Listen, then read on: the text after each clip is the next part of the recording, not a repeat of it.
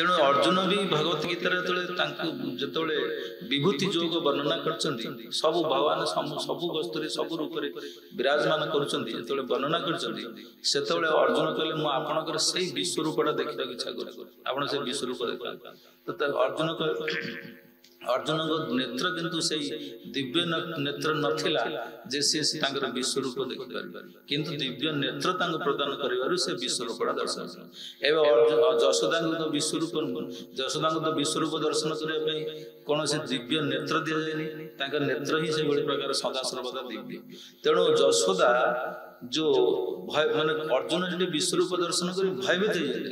भयभीत ही कौन कले ना बारंबार बारंबार प्रणाम करने लगे कहले प्रभु मु केतळे आपण सहित बुलुची केतळे आपण कांध ऊपर हाथ पक देछि केतळे टातमसा करछि मते बारंबार कहले मते क्षमा करंतु आपण करी अद्भुत स्वरूप मु प्रथम थन दर्शन करू तने सेठी भयभीत हेते तांग निकटे क्षमा प्रार्थना करथिले बारंबार प्रणाम करथिले किंतु जशोदा जळे जे विश्वरूप को दर्शन कले सी कोन मन कले जे एटा होछि जे माने आ गुटे अधरे लीला रहिला जे कृष्ण जतबेले तो माटी खाइछन्ती आगुरु को जाय जे सब बेले तांकर ऐश्वर्य शक्ति तांकर निकट रे थाए जतबेले दरकार पड़े से ऐश्वर्य शक्ति टू से ऐश्वर्य शक्ति माने आसी तांकर सेवा करन तो ऐश्वर्य शक्ति तीनटा गुण होचे विभूत्व सर्वव्यापकत्व सर्वज्ञत्व तेणु जतबेले ये माने विभूत्व शक्ति भगवान जे सर्वव्यापक विभु ये शक्ति जेतेबेले देखिले जे कृष्ण वर्तमान मिछ माने ये माटी खाइछन्ती किंतु कहले खाइ ना तले जशोदा एटी केमती कोन देखिबे तेणु संगे संगे से कोन कले तांकर सेई मुख को विभूत शक्ति तांकर सेई मुख को सर्वव्यापक तांकर सेई मुख छोट मुख माने जोगमाया कौन कले जोगमाया कले सेई छोट बालक ये तो मात्र 1 वर्ष बयस 1 वर्ष मुख हूँ छोट किंतु विभूत शक्ति कौन कले सर्वव्यापक कर किंतु जशोदा देखुं से छोट मुख किंतु सर्वव्यापक कर दिया कि जोगमाया माने विभूत शक्ति ये हूँ लीला शक्तिर माने अचिंत्य भेदाभेद अचिंत्य तत्व तेणु से जो सर्वव्यापक जो मुखमंडल ता भीतर देखुं विश्वरूप तेणु से जो जशोदा देखी भयभीत होना सी कहले जे एटा बोध हुए जे मोर आखिर गोटे भ्रम होता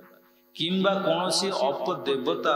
कृष्ण भीतर प्रवेश करी रूप देखी पारे बात्सल्य जो कृष्ण को से माने से केवल तांकर निजर पुत्र रूप देखते सामान्य शिशु रूप देखते बात्सल्य प्रेम होची एमिति एक शक्ति जहाँ निकट कौन से प्रकार ऐश्वर्य काम करे भगवान एत बड़ विश्वरूप रूपक जो ऐश्वर्य शक्ति प्रकाश कले भी जशोदा बिल्कुल बुझी पारे से कहले एटा गोटे मो आखिर भ्रम किंबा कौन सी अपदेवता प्रवेश करी प्रकार देखी थे पारे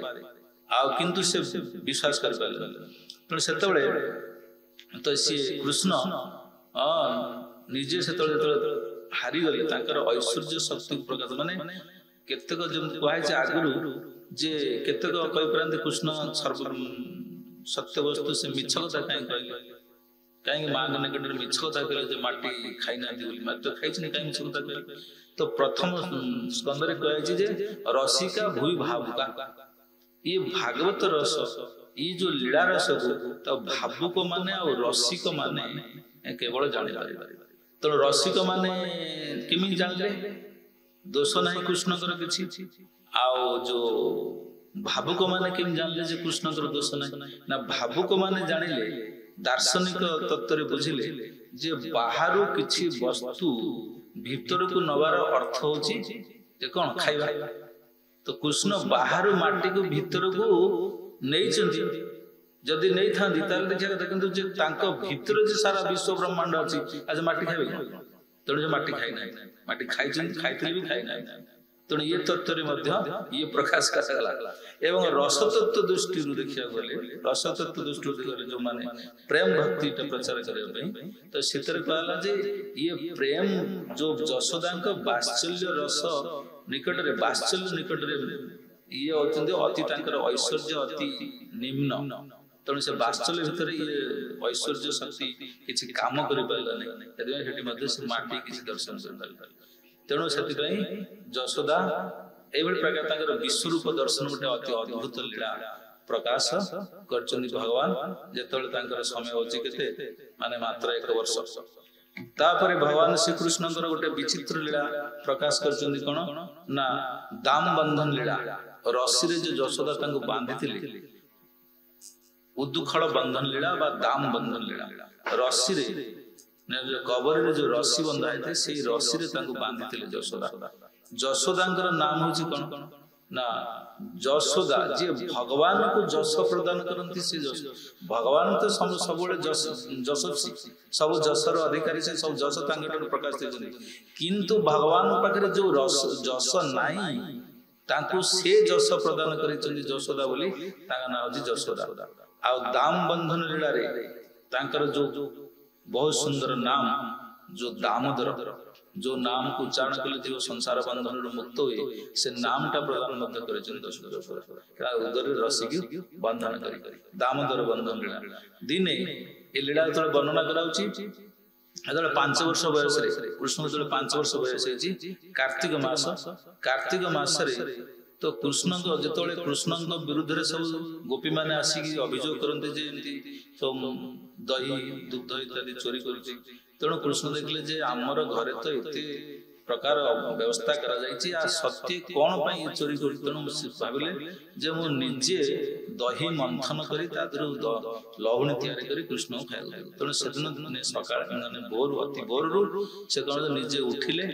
स्नान शौच हेले कृष्ण से पलंग रे सोइचंदी उठी नांती से उठी दधी मंथन करे लागले एकदा गृहदासीसु यशोदा नंद गेहिनी कर्मांतर निर्जुक्तासु निर्ममंथ स्वयं दधी अन्य समय सब दासी माने दधी मंथन करती किंतु आज से निजे एकदा माने एकदा गृहदासीसु माने गृह दास दासी मान को अन्य कार्य नियुक्त करी निजे स्वयं से दधी मंथन करने लगे दधी मंथन करुचंती किभଳି प्रकार दधी मंथन करुचंती ना भक्त को जेभଳି प्रकार संसार कर्म रे लागे उचित ता शिक्षा भक्त माने जो संसार कार्य रे अछंती से माने किभଳି प्रकार रे संसार कर्म करिवे ना जाने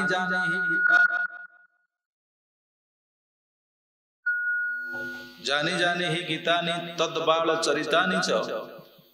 दधी निर्मंथने काले स्मरन्ति तान्न गायत माने जो शारीरिक कर्म कराउची मानसिक शरीर मन आउ वाक्य हम पर 3टा वस्तु अछि शरीर मन आउ वाक्य हम सब प्रयोग कर 3टा प्रयोग कर किंतु जो माने भक्त तो केन व्यवहार करिवे लोक जो माने भक्त नहंती अभक्त संसारी कर्मी लोक से माने शरीर को भी मन को भी वाक्य को भी पूरा संपूर्ण 3टी जाक संसार कर्म रे नियुक्त करी शरीर द्वारा संसार कर्म कर मन रे संसार को चिंता करजंती वाक्य रे मध्य संसार कथा कहू किंतु भक्त जे भगवान कर्म केमति करबे से आइरा कहजंती से जेतले दधी मंथन करजंती शरीर द्वारा दधी मंथन हाथ द्वारा दधी मंथन करजंती का पे ना कृष्ण को से माखन तैयारी कर खाय केमति से जो दधी मंथन करिवे सेटा होची को माने गाय रे क्षीर तेणु ये प्रकार से दधी मंथन कर शरीर द्वारा दधी मंथन कर कृष्ण एवं मन रे कृष्ण कथा चिंता कर मुख पूर्व जो कवि माने कृष्णकर लीला उपर सब गीत रचना कर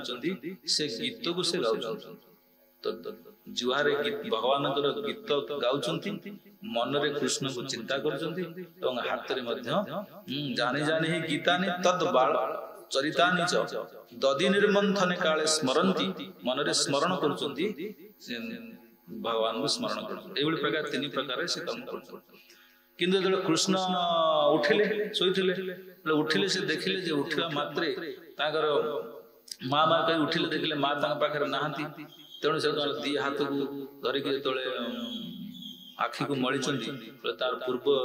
रातिर पूर्वर जो कजल पिंधे से हाथ में गाल सब लगिगला एवं से माँ माँ कही से खटू ओल्ले सीधा आसिक कोड़ी पहुंचले देखले माँ दधि मंथन कर कोल बस पारे कहीं कृष्ण को तृष्णा दुग्धपान कर जी संसार जो किसी नाही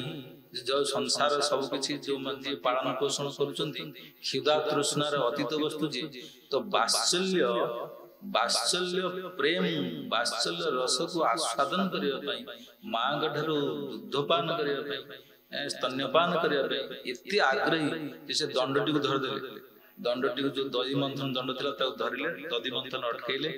एवं यशोदा बुझी पारे जे स्तन्यपान करे यशोदा धरी कोल बसैक स्तन्यपान करेले एवं दही मंथन कर लगे कृष्ण जो दुग्धपान कर तृष्णा आहुरी निवारण होनी से कौन है ना अल्प दूर चुली रे क्षीर बसला से चुली हूँ कौन से जो क्षीर बसला से क्षीरटा की वस्तु ना सेटा हूँ को गाईर क्षीर ना से गाई ना हूँ पद्मगंधा गाई पद्मगंधा गाय माने 1000 गाईर क्षीर को 100 गाय को पिया से 100 गाईर क्षीर को 10 गाय को पिया 10 गाय जो क्षीर देवे ताको गोटी गाय को पिया से जो गोटी गाय ता ना होची पद्मगंधा गाय से जो क्षीर से दिए से अति मधुराति मधुर क्षीर ताको से कृष्ण को पिया से क्षीर से चुली रे बसला तो क्षीर टीकाकार मान रचना कर क्षीर जो निआरे सिजुची माने तपस्या कहीं तपस्या ना कृष्ण को सेवार लगे कृष्ण को प्राप्त कृष्ण पान कर से देखला कृष्ण कौन कर स्तन्यपान कर तृष्णा धीरे धीरे निवृत्त होगा लगी कौन मो कौन काम अच्छे तेणु मु बर्तमान निजे दौड़ी जाइए यशोदा पाखे कृष्ण पाखे पहुंचे अर्थात दौड़ी केमी जो से क्षीर से चुली उतरिले तो धोईक जाए पहुंचो तेणु से सागे सागे उतरी उठला स्थिर यशोदा देखला रे पद्मगंधरा गाय रखे जा कृष्ण रखा से उतरी उठला संगे संगे कृष्ण को कौन कले उठेदेले उठे स्तन्यपान कर पूर्ति है इच्छा पूर्ति है उठेले उठेकी छाड़ जाकि क्षीरटा एने कृष्ण आसगला क्रोध वात्सल्य प्रेम रे देख सब किसी अच्छे क्रोध आसगला जो क्रोध आसगला से कौन कले से हांडी को गोटे पाखे पड़ता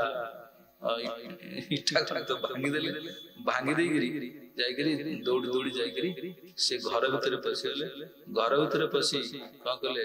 ना से जो शिकार टंगा होता जो पूर्व दिन जो लहुणी से लहुणी बाहर करी से माकड़ मान खाए माकड़ जो राति